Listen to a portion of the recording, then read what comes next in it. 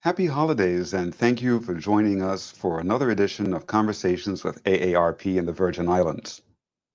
I'm Troy Deshabere-Schuster, State Director for AARP in this territory. Today, we will delve into the vibrant world of Virgin Islands culture, exploring the enduring power of our rich traditions and music.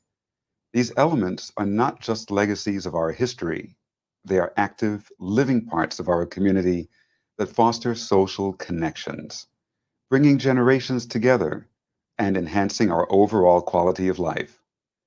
At AARP, we are dedicated to empowering our members to maintain and improve their abilities as they age through our Healthy Living Initiative. This initiative spans various aspects from physical health and social engagement to emotional well-being. To help us understand how our culture enriches our lives and the lives of our aging population, we have invited Kendell Henry, an advocate and custodian of our Virgin Islands culture, to the show. His passion for our tradition provides a unique perspective of our rich cultural heritage and how it contributes to a healthier, more vibrant Virgin Islands. And so we welcome Kendell Henry. Welcome, Kendell. Hey Troy, how are you? Great, great. Good to see you again on our show. It's always a pleasure to have you on. Thanks for making the time to be with us today. Yes. In this busy season. Very busy season, especially for you. And before we delve into talking about culture and history, tell us what you do for VICA and also the 10 Sleepless Nights. Oh, yes. My wonderful job here at the Virgin Island Council on the Arts. I am the special project coordinator for the council.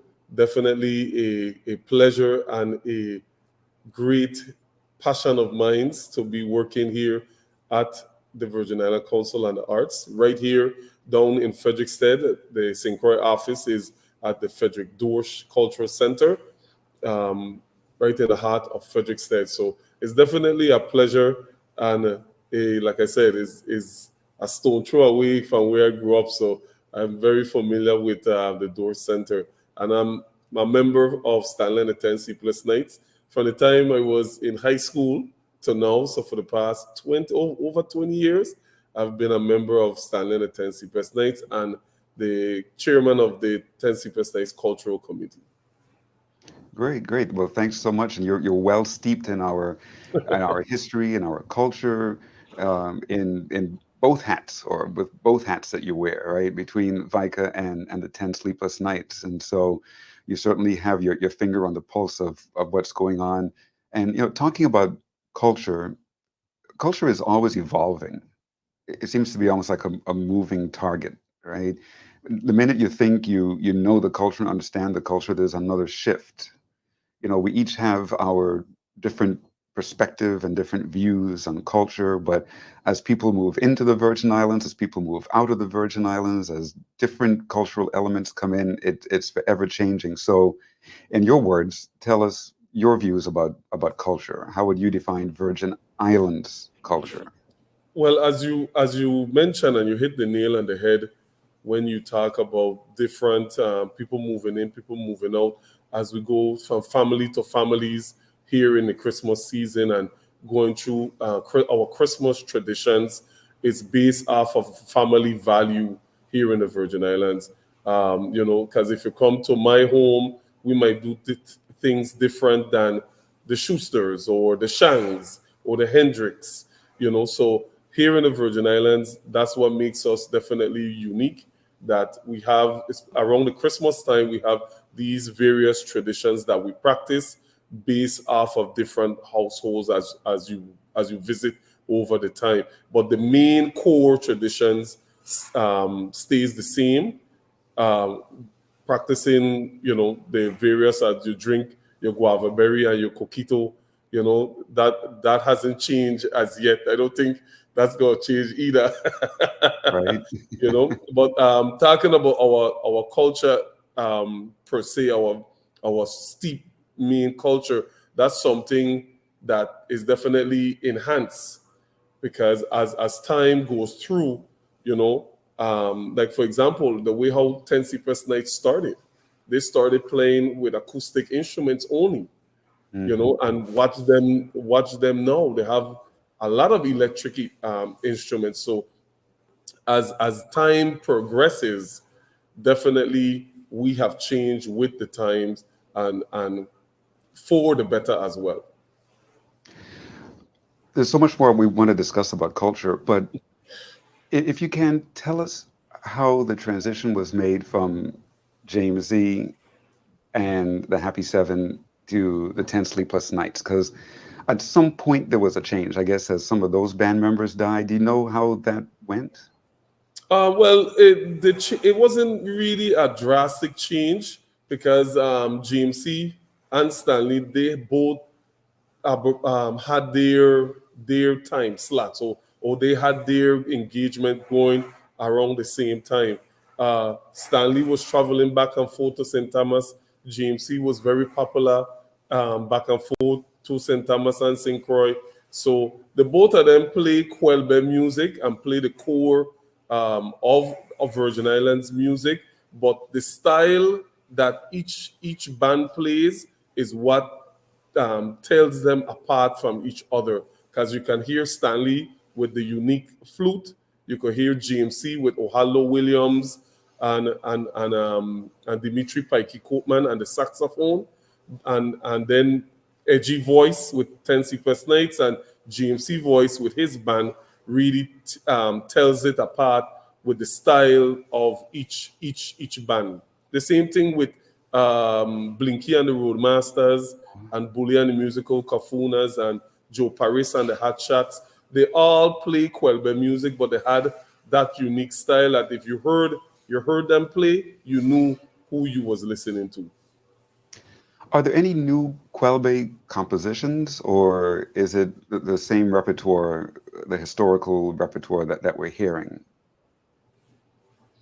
Well, I could talk about it from the 10 person's perspective, because every recording that they have put out, they have definitely put an original composition of music on it.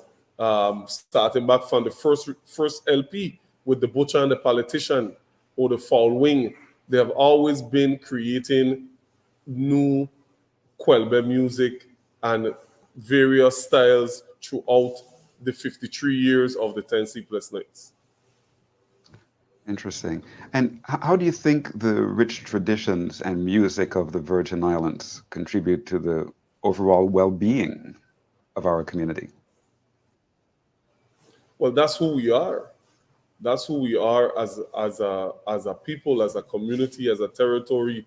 Our music and our dance really tells a story, and tells our story about the people and the struggle and the resiliency of what we went through from back in the 1848 up to present.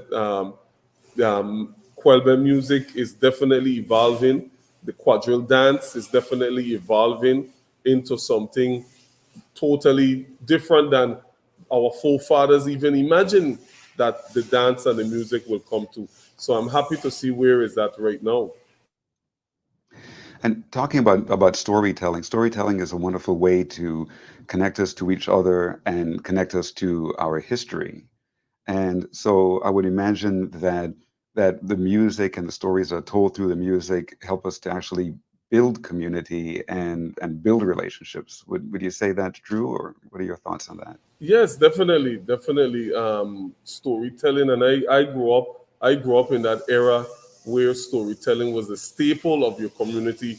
We could have mentioned numerous storytellers that we knew that we could have gone to, and they could have just riddle off ton load of stories off of memory and what they knew. So storytelling, and that's something we definitely have to bring back as well, because even in our education system, storytelling was a major incredible part of myself learning Virgin Islands history and culture. Storytelling is such an important part of our African culture, our former African culture. We're no longer Africans, obviously, but our forefathers. And that came into the Virgin Islands.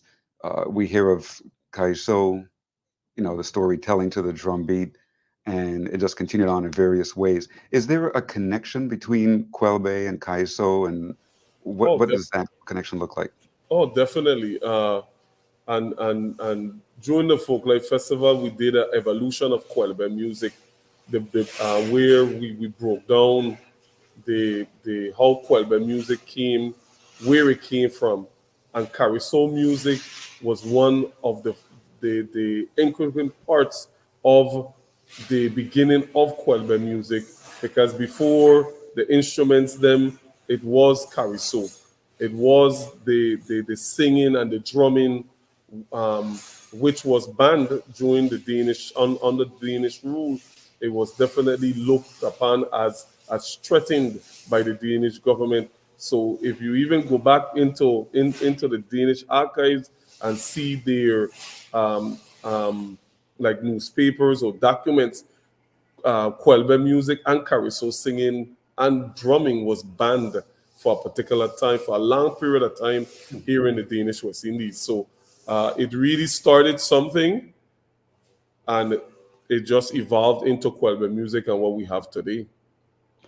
That is interesting that it was actually banned. Like, well, that's to show you the power of storytelling, right? And the power of music to influence the thoughts, to influence the minds of an entire community. So, wow, interesting. I never knew that was banned. And at AARP, we're always very concerned about social connections.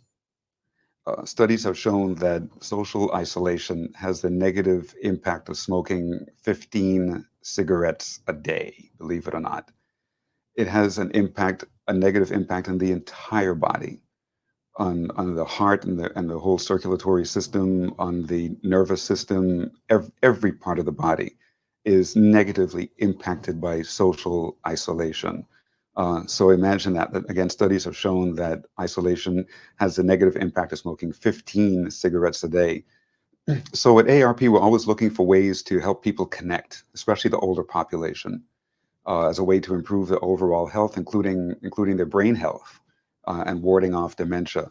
So talk to us a little bit about more about music and how it can help to get people active and build connections, especially between the older and the younger population. Well, definitely, I see it on a day-to-day basis where when we play for our seniors and at the senior homes, or even when we play to events, Kwelbe music, you can't keep still when Kwelbe music is playing.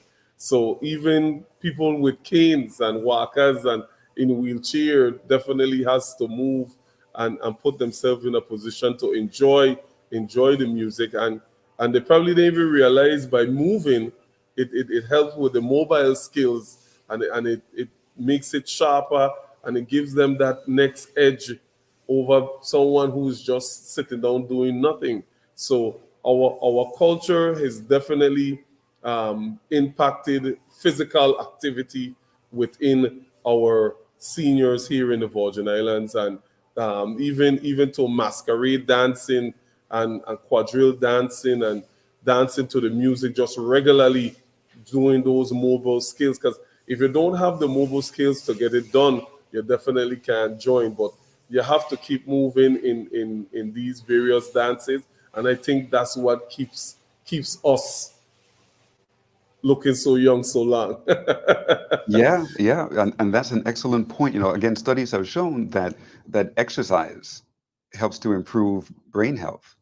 Um, that even through exercise, you can actually grow new brain cells. For many, many years, it Yes, was thought that once you pass the age of 18 or 19, you can never produce new brain cells. But now studies are showing that exercise can indeed help to grow or foster the growth of new brain cells. So And even picking up a new trade, yeah, people say, "Oh, you're too old to learn." That's not true.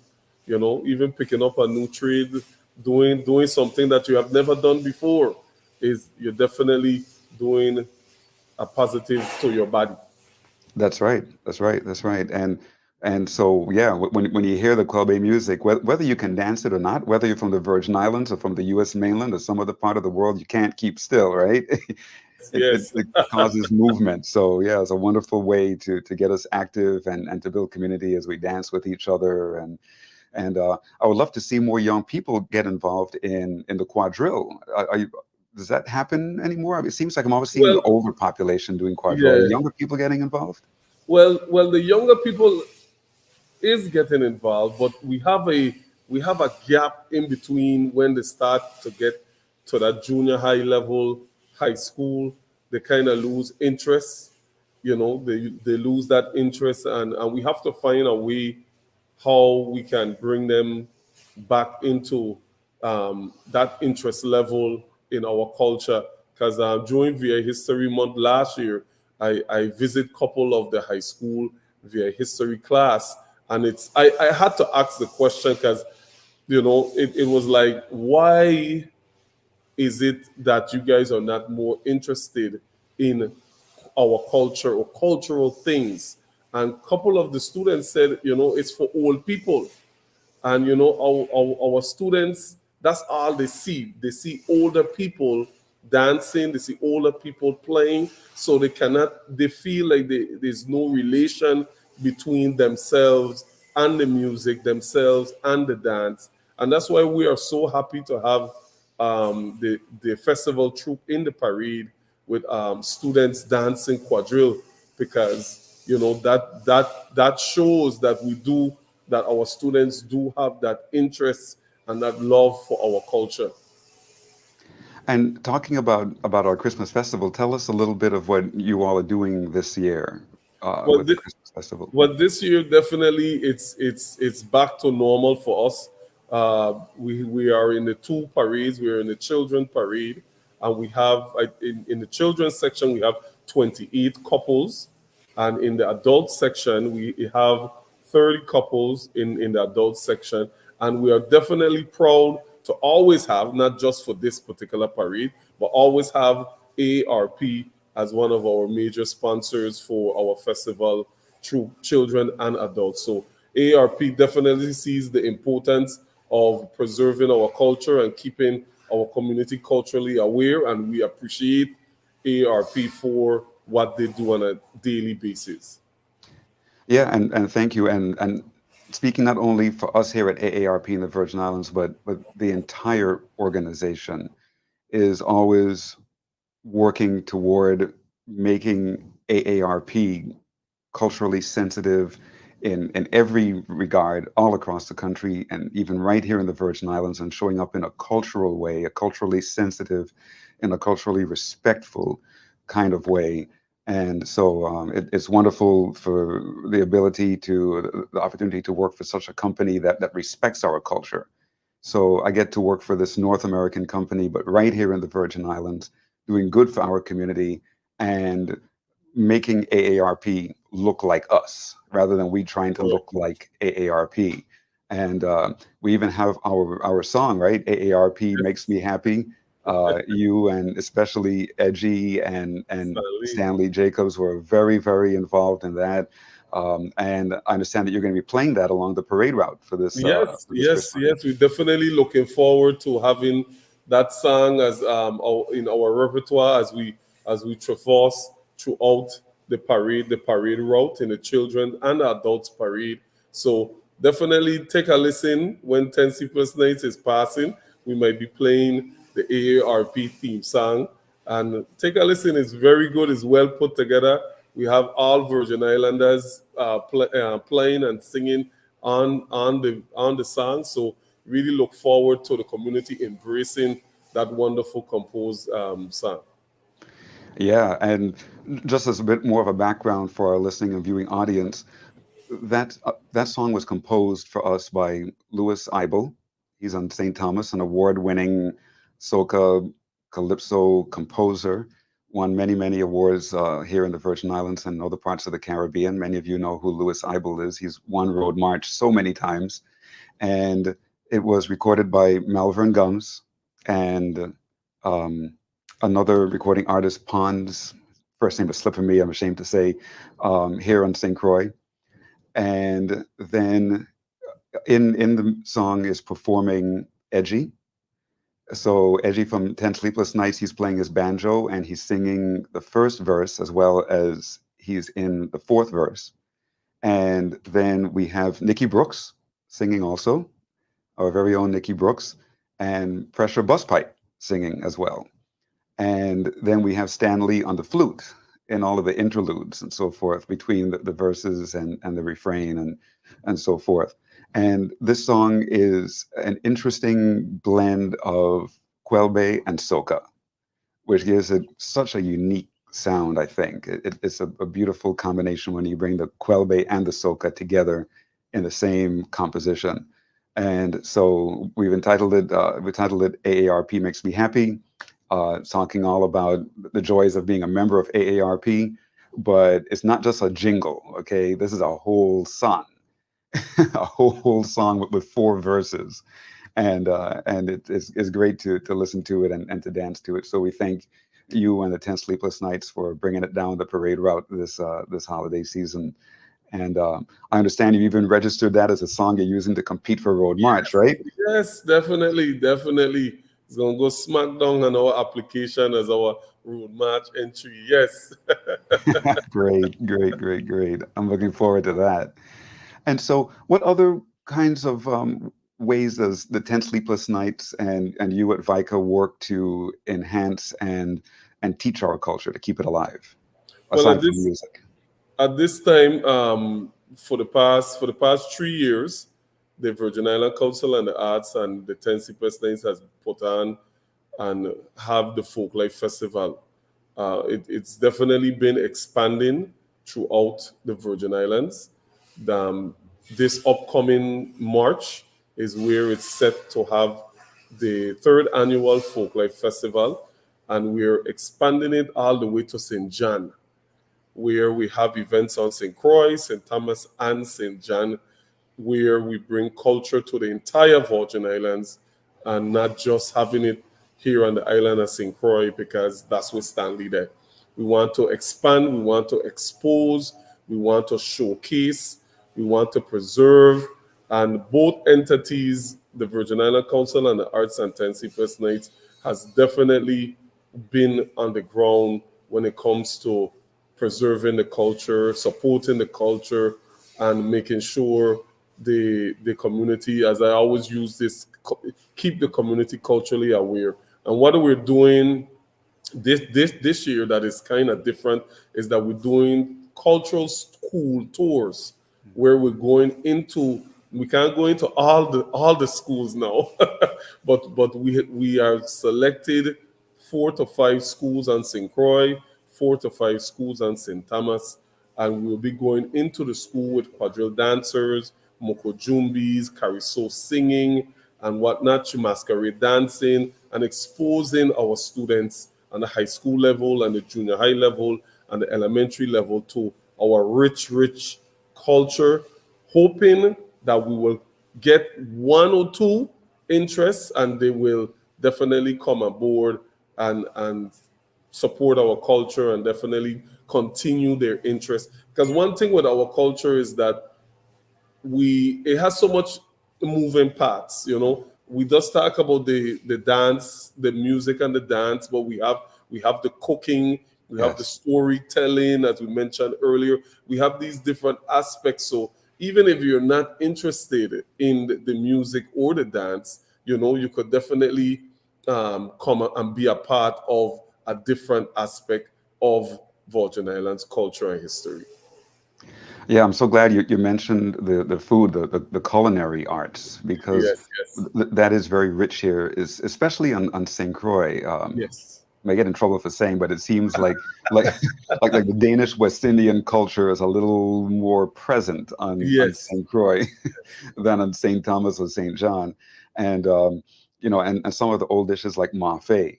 I mean, I didn't even know who makes mafe anymore. I haven't seen mafe since I was a little child, right? And Correct, and that's something we are putting a full talk panel discussion together where we'll be talking to a lot of our cooks, Bradley Christian, Gloria Joseph, Debbie Christopher.